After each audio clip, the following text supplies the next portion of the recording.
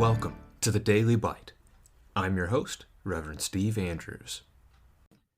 Today we get to read together from Numbers chapter 9.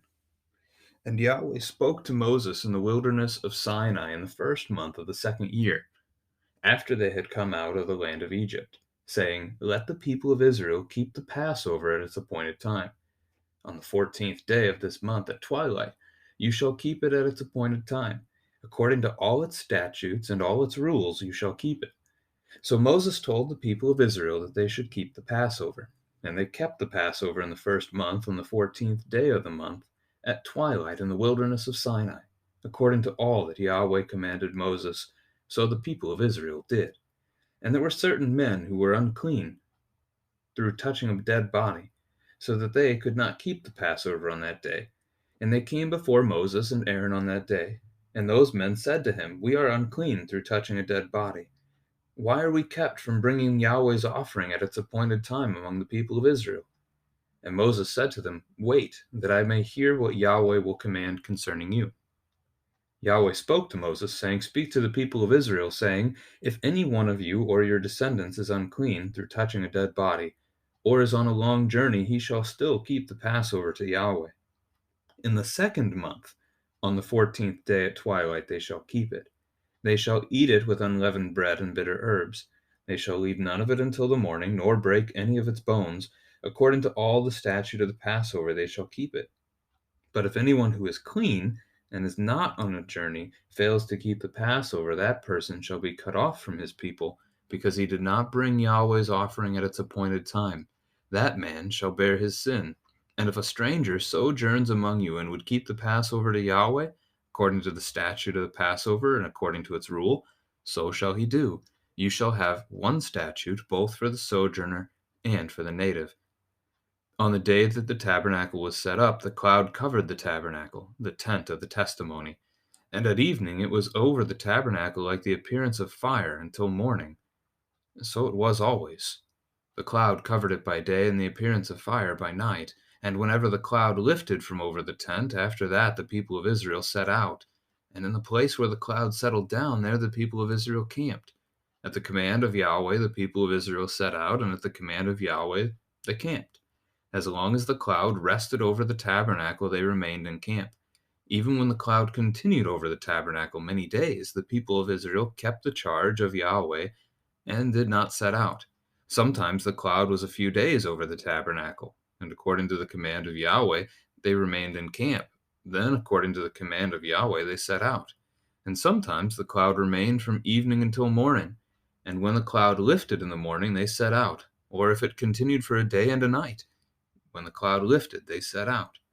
Whether it was 2 days or a month or a longer time that the cloud continued over the tabernacle abiding there, the people of Israel remained in camp and did not set out. But when it lifted, they set out. At the command of Yahweh they camped, and at the command of Yahweh they set out. They kept the charge of Yahweh at the command of Yahweh by Moses. This is the word of the Lord. So our text really is divided today into two different parts. The first two paragraphs, verses 1 through 14, are going to cover the celebration of the Passover.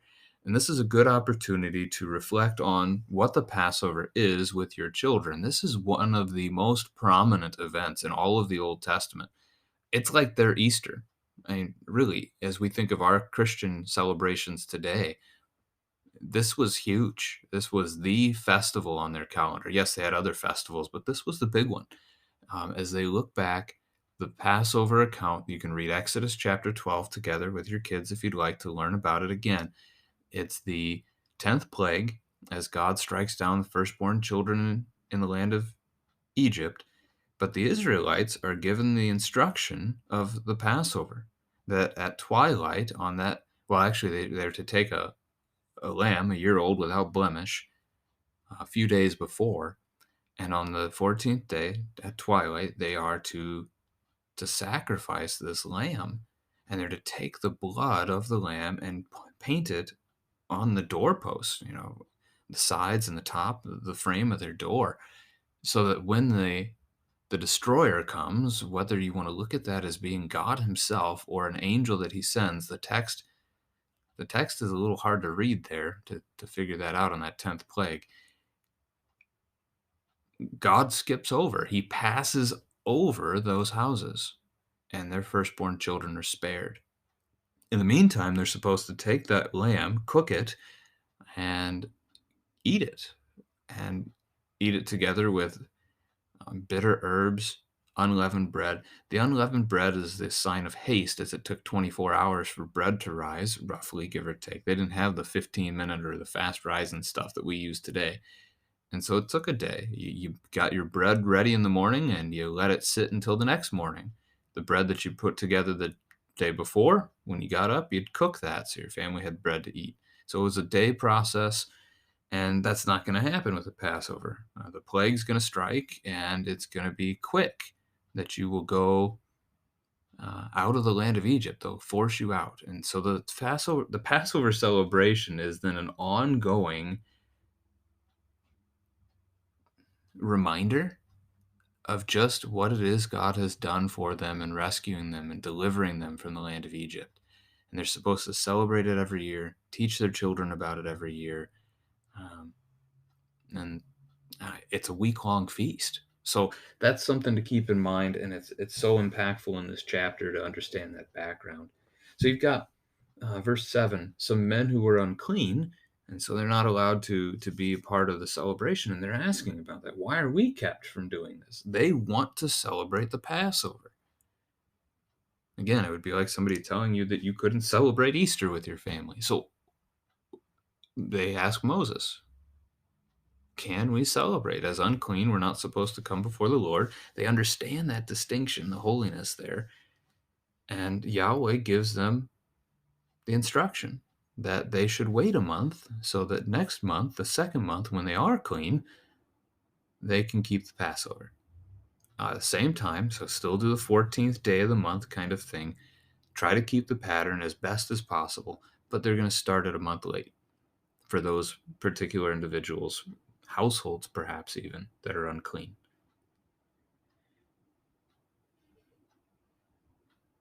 Verse 12 mentions that they're not to break any of the lamb's bones.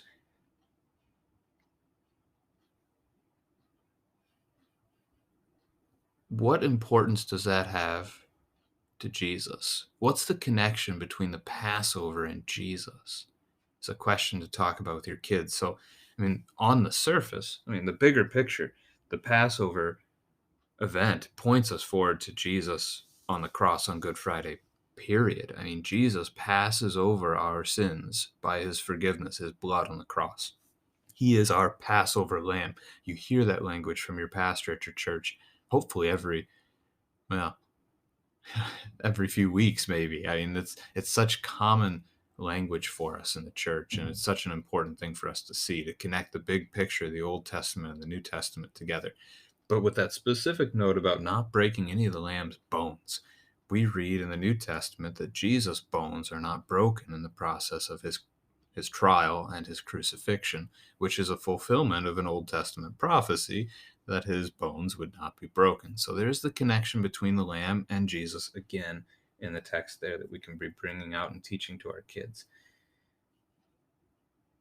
Now, if someone refuses to keep the Passover, this was in Exodus as well, they are no longer part of God's people. They have rejected God, they've rebelled against him fully, and they're trying to lead others astray. So you cut them off, you remove them, they're out. They no longer travel with the company, they no longer are part of the group. It sounds harsh, but this is God's holy nation. And if they don't want to be part of God's holy nation, they don't have to be. They're free to leave. That almost sounds like Adam and Eve in the garden. They were God's holy people. They were his perfect creation, but they were free to leave. And, well, we know they chose to leave. Lastly, in that paragraph, that section, the rule of the stranger, the sojourner who wants to keep the Passover, refers to Exodus chapter 12, verses 48 and 49. If they want to keep the Passover, they and all the males in their house must be circumcised. That's the symbol, that's the mark of the church, the people of God, the nation of Israel at that time. So if they want to be the part of the Passover, join the kingdom. Be a part of God's people. And this is how you do it. So there is a connection to that today for us with baptism instead of circumcision. That's something you can bring out with your children as well. That baptism is the point of entry into God's kingdom now for anyone who would like to join. You want to celebrate with us? Fantastic. Let's do it. Let's teach you about God and let's get you baptized. Let's welcome you into the family.